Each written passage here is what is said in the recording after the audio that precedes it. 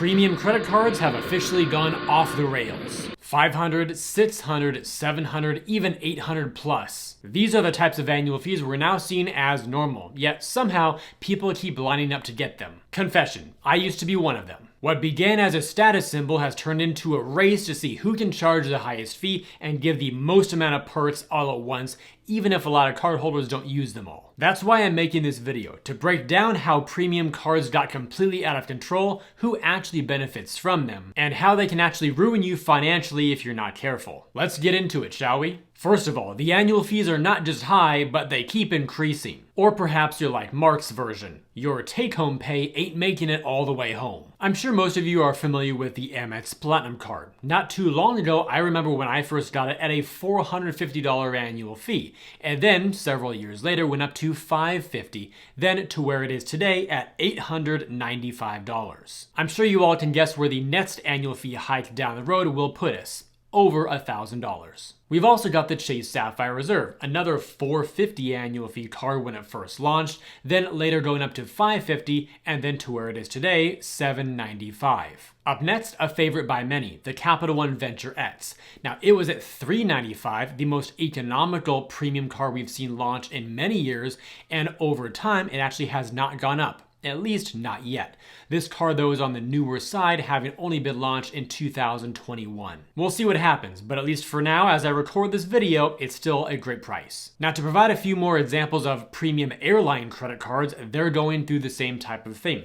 With the United Club Infinite card here, initially coming in at $450, then going up to $525, and now $695. The Citi Advantage Executive card, also $450 to start, then $595, and that's still where it is today. And the Delta SkyMiles Reserve, also beginning its journey at $450, climbing to $550, and then settling currently to $650. Now, for a little fun exercise here, let's say you're a super frequent traveler and enjoy the VIP lifestyle and you have all 6 of these cards. Let's do some totals here. A number of years back, you were paying $2,645 to have all of these cards. Then, when the first major wave of increases hit, that went up to $3,165, representing a 19.66% increase. And then finally to where we are today in 2025, a $4,025 premium you now pay for all of these cards, representing a 27.18% increase over the previous increase. I realize this scenario won't apply to most people, having 6 super premium cards open at the same time, but I'm sure there are many of you out there who perhaps have 2, and let's just say you have the 2 least expensive options together. At the moment, that would be the Capital One Venture X and the Citi Advantage Executive at $395 and $595 respectively. Those 2 added together is still $990, so call it $1,000 a year just for 2 cards. Kinda crazy, but let's keep going. We now run into another problem. Overlapping benefits, or perhaps you prefer Mark's version. I got 99 problems and they're all Priority Pass. Tell me if you can relate to this when I ask you, do you already got these? Airport lounge access, especially Priority Pass. Global entry, TSA PreCheck credits, and you can also add in Clear or Nexus as well. Travel related credits, whether they're broad or more narrow and specific. Merchant specific credits. Travel insurance, retail protections, higher rewards via portals, since they're all pretty much doing that nowadays, premium hotel portals, unlocking more benefits via spending on the card annually, no foreign transaction fees, and access to a concierge. I think another way to say Mark's version is that one person don't need 5 Priority Passes. Of course, not all these benefits will overlap perfectly. For example, one card might give you benefits with Uber while another one does Lyft. One might do Grubhub while another does DoorDash. Not identical benefits, but pretty much alternatives that could replace each other on any given day. And as much fun as it may be to entertain the idea of going to the Chase Lounge, Amex Lounge, and Capital One Lounge plus Priority Pass all on the same trip, chances are you probably don't need or even want to do that. After all, they're likely going to be in different terminals anyway, so you'll be running around the airport like a crazy person. That's not how you do hassle-free, more efficient travel. Moving on to benefit fatigue, or Mark's version,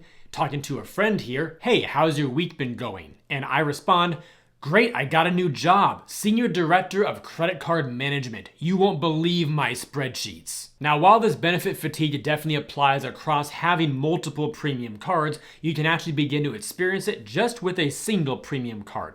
And of course, to illustrate this the best possible way, we'll use the Amex Platinum card as one that everybody knows and is chock full of crazy benefits. I'll even simplify this for you too. We're just going to look at only the credits that apply to travel. So we have monthly credits. That is a $200 Uber cash benefit, a $120 Uber One credit.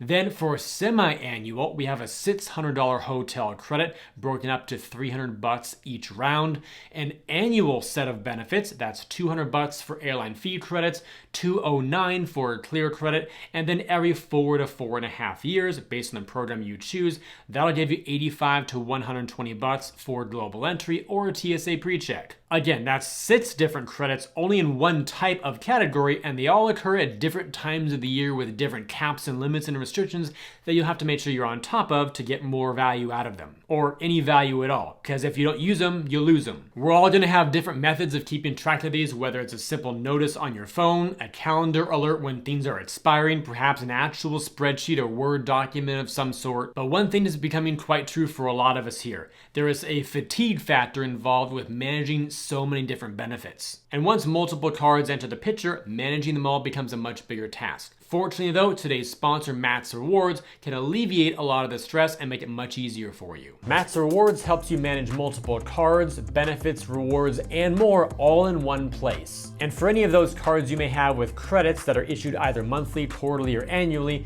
Matt's Rewards allows you to see how much of those credits you've used and when they expire. Then if you ever find yourself out and about wondering which card to use for a given transaction to really earn the most amount of rewards on that purchase, you can even see the best card to use by category or by location around you. And of course, for the cards with annual fees, if you ever wondered how much value you got from rewards and benefits all put together compared to the annual fee, you can even see a nice dashboard here to show you if the card is worth keeping for your next year. And lastly, to really supercharge your rewards, all of your Amex offers, Chase offers, and more can automatically be activated by Matt's Rewards at the gold level. That way you don't have to scroll through them all one by one and do them yourself. So if you'd like to try Matt's Rewards, either the totally free version or the elevated gold tier with even more features, check out the link down below to get your 1-week free gold trial plus a 1-month discount using the link directly or adding the code MARKR. Let's keep going. How else may premium credit cards crush you? Well, they definitely provide a pressure to maximize. Or Mark's version, oh crap, it's Sunday. I need to buy stuff at Lulu, take a Lyft ride downtown, eat lunch downtown, purchase concert tickets, take an Uber ride back home, sign up for Disney Plus, do a Peloton workout, charge my Aura ring, and do 5 loads of laundry. Cause mama raised me right. And I don't know about y'all, but that does not sound like the most relaxing weekend ever, especially since most of the activities involve spending money. Given that the topic of this subsection is about the pressure to maximize, let's look at only the credit-related benefits of just 3 major popular travel cards here, beginning with the Amex Platinum. The credits you'll feel most likely pressured to use in order to justify spending nearly $900 a year on the card are as follows. $200 for Uber Cash, $120 for Uber One, $600 hotel credit, $200 for an airline fee credit, $209 with Clear, $300 for digital entertainment, $400 with Resi, $155 for Walmart Plus, $300 with Lululemon, $100 with Sats, $200 with an Aura ring, $300 Equinox, and $200 SoulCycle. I actually impressed myself there, as I typically don't talk that quickly, but we simply have way too many benefits to go over. Now onto the Chase Sapphire Reserve, which will nicely pressure you to maximize every dollar that you can out of the following. $300 for travel, $500 with the edit, $300 with dining, $250 with Apple TV Plus or Apple Music, $120 with Dash Pass, $300 with DoorDash, $300 with StubHub and Viagogo, $120 with Lyft, $120 with Peloton, $500 with Southwest, and $250 with Shops at Chase. Both of those last two after you spend $75 grand in a year. And for our third example, we'll be bringing back an airline card, United once more, which will pressure you to use a $200 credit for renowned hotels and resorts, $150 with rideshare, $100 with Avis or Budget, $240 with Instacart, and $200 with JSX. And when you're spending $600, $700, $800 plus a year on cards like these, yes, you will feel some sort of pressure to make sure that you're using all these benefits to justify the huge upfront cost that you paid. Which brings me to 2 really big questions that I ask you to ask yourselves. If you didn't have these cards, Would you still shop at those brands or in those categories? And number two, do you feel like you have to spend or even overspend to justify these cards? With that, I give you all some personal quiet time after this video concludes to answer those for yourselves. Moving on to the next way premium cards may totally destroy you. Credits versus rewards trap. Mark's version. Don't you love paying an upfront fee each year for a bunch of benefits and then earning 1x points? At this rate, my trip to the Maldives will become a reality in like 15 years. I'll start planning now. Here's the Amex Platinum, and in yellow font, I put the rewards rate that you'll earn in terms of, in this case, membership rewards points. So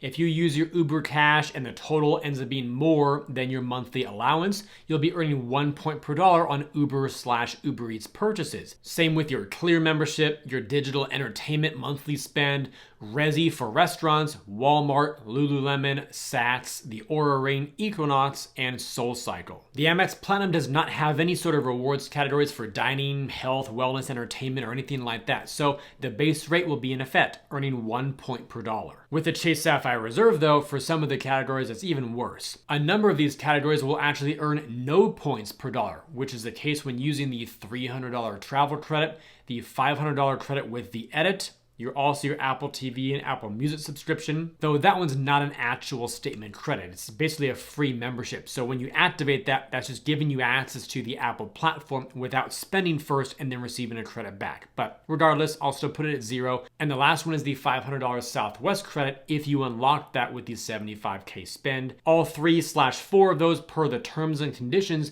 Chase even says that you will not earn points when you use these credits. Then for a few of the other ones, like with StubHub/Viagogo, Peloton, and then the shops at Chase, anything above what the credit offers is just 1 point per dollar. Finally, with the United Club Infinite card, it's 1 point per dollar for JSX and Instacart, and then it does get a little bit better. I'll put it in orange here, double for Avis and Budget and ride shares. Though I will add here that double United miles on a purchase is not very rewarding much at all. And considering that the base earn rate you should be getting in most cases, I would say would be double miles or double points or a 2% cash back, a lot of these really are not rewarding themselves. But are you likely going to put all these types of purchases on a 2% or a double X card?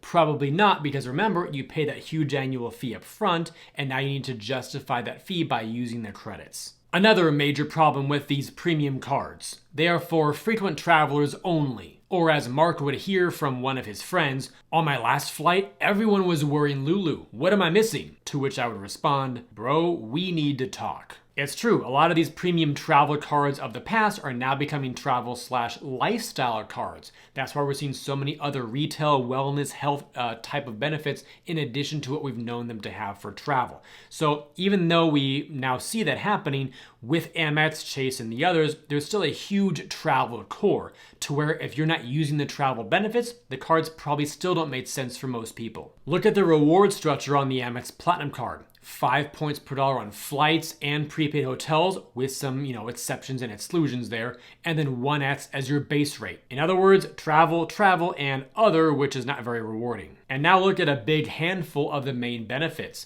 We've got that global lounge collection, the hotel credit, Uber related things, airline fee credit, more hotel stuff, Clear, the list goes on. Despite the lifestyle component of this card, there's still a lot to do here with travel. We can observe the same with the Sapphire Reserve, starting with the reward structure, 8 points per dollar on all purchases through Chase Travel, 4x on flights booked directly, 4x on hotels booked directly, triple on dining, and 1x as a base. No surprise here. It's again travel, dining, which you do when you're traveling, and also sure at home too, and then an unrewarding base rate of 1. And a big chunk of the main benefits here are also focused still on travel, with the annual travel credit, the edit collection of hotels, IHG Platinum status, Reserve Travel Designers, the Priority Pass membership, and Global Entry, etc. And this time around, bringing in the Capital One Venture X. Again, reward structure.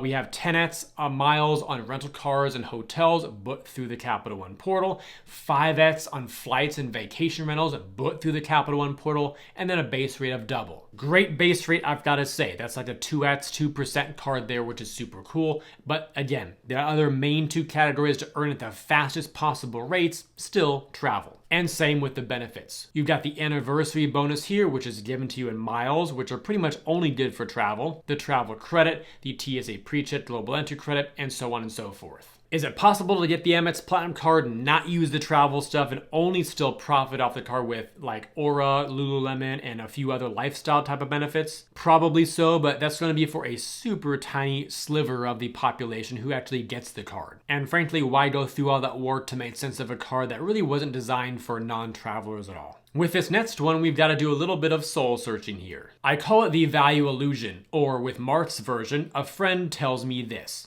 Hey, I finally got that card you mentioned. I went out to dinner last night and the entire meal was free. To which I reply back, we need to talk again. Let's do a little exercise. Which would you rather have? A $600 hotel credit or $600 of cash? A $400 Resi credit or $400 of cash? A $300 travel credit or $300 in cash? A $500 The Edit credit or $500 of cash? $100 to be used for Avis and budget, or $100 in cash, or $240 worth of Instacart credits, or $240 of cash. I'll give you a few seconds to think that over here while we add up for the grand totals. Now for the credits, that total will be $2,140 in credits, or for cash, guess what? It's the same. So would you rather have $2,140 in credits that are limited to certain brands or categories, or would you rather have somebody give you $2,140 in straight cash? All of that was just using two benefits from three different cards. So if you want to stick with just one individual card here, because you may not want to get a whole bunch of premium cards, we can turn back to this. The Amex Platinum card here, remember those credits were $3,384. The Chase Sapphire Reserve was $3,060, and the United Club Infinite at $890.